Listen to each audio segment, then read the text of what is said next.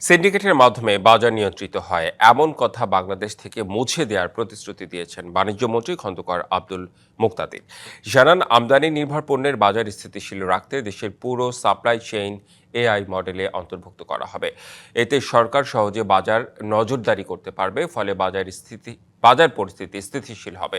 সকালে নগরের টিলাগড়ে জেলা প্রশাসন ও কৃষি সম্প্রসারণ অধিদপ্তরের উদ্যোগে দেশের প্রথম সরাসরি কৃষি পণ্য বিক্রির কৃষকের হাট উদ্বোধনের সময় এসব কথা বলেন মন্ত্রী। দেশে টিসিবির কার্যক্রমের পরিধি বাড়ানোর কথাও জানান তিনি। কোন সিন্ডিকেটের অধীনে বাজার নিয়ন্ত্রিত হয়, এই কথা, এই স্মৃতি বাংলাদেশ থেকে ইনশাল্লাহ আমরা বিদায় দেব।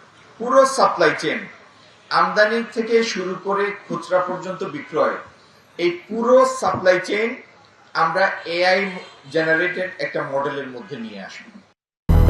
200-র বেশি সার্ভিস ও ফিচারে লেনদেনের সব বিকাশ অ্যাপে সম্ভব।